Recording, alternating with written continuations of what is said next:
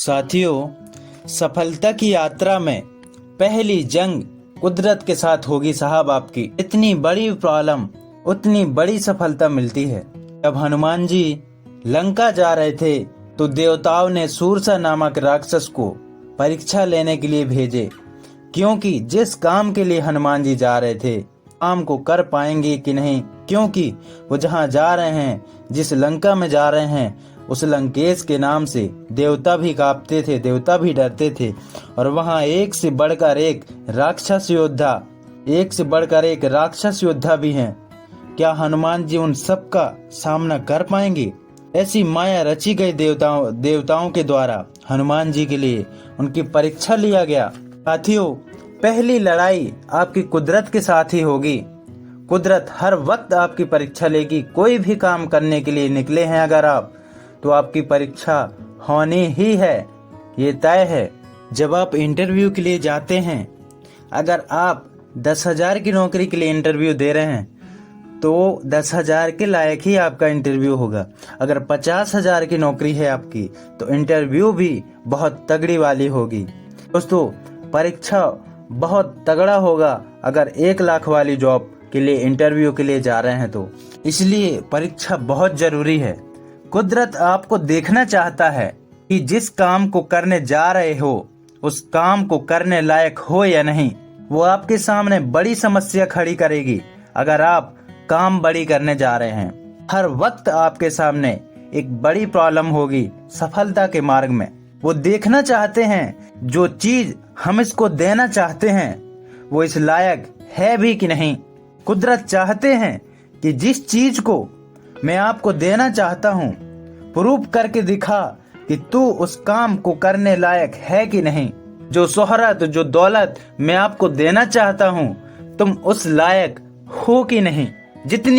जितनी बड़ी सफलता चाहिए आपको उतनी बड़ी इम्तिहान देना होगा।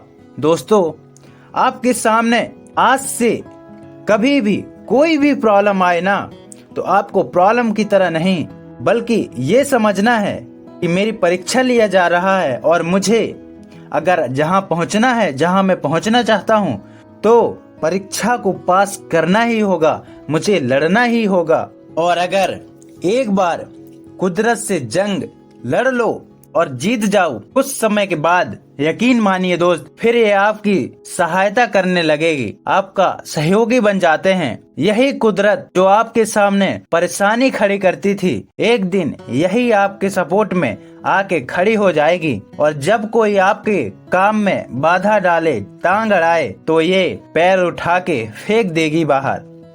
सारा खेल कुदरत का है। जितना बड़ा इम्तिहान उतनी बड़ी सफलता। राम जी को सुबह राज तिलक होने वाला था, लेकिन 14 वर्ष का वनवास हो गया। आप ग्रंथ पढ़िए, आपको पता चलेगा कि सुबह राज तिलक होने वाली थी। रात में देवताओं की आपात मीटिंग हुई। देवता बोल रहे हैं कि ये तो बोल रहे थे कि हम तुम्हारे लिए अवतार लिए हैं, ये तो अब राजपाट संभालेंगे, तो रावण मारेगा कौन। अचानक आपात मीटिंग हुई। माँ सरस्वती जी को बुलाया गया कि माता, आज का ही रात है, बस आज की रात है, कल तो खेल बिगड़ जाएगा। माँ ने बोली, क्या करूँ? देवताओं ने बोले, मंथरा की बुद्धि फेर दे। और जिसको राजपाट मिलने वाला था उसको 14 वर्ष का वनवास हो गया। 14 वर्ष का वनवास मंथरा ने नहीं दिलाई साहब। मंथरा तो खामा बदनाम है। माँ सरस्वती आई और मंथरा की बुद्धि फेर के चली गई और कुदरत ने भगवान राम को 14 वर्ष का वनवास भेज दिया। लेकिन दोस्तों, मैं आपको बताना चाहूँगा, ये इम्तिहान हो रहा था कि जब अयोध्या में रहे तो युवराज राम रहे, और जब 14 साल के बाद लौट के आए तो मर्यादा पुरुषोत्तम भगवान श्री राम बन के आए। कुदरत इम्तिहान लेगी आपकी। जितना बड़ा इम्तिहान होगी उतनी बड़ी सफलता होगी।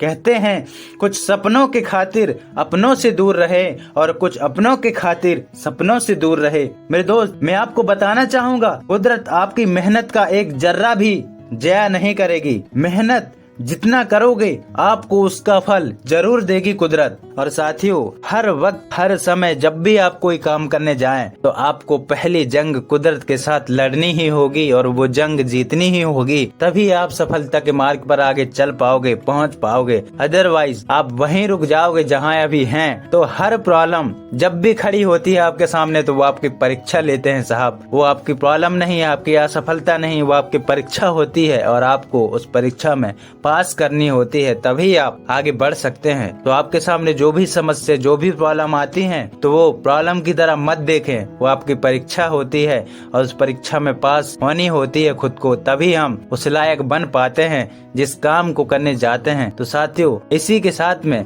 हम अपने शब्दों को यहीं पर विराम देते हैं और मिलते हैं ऐसी ही जानकारी के साथ में बहुत जल्दी। जय हिंद दोस्तों।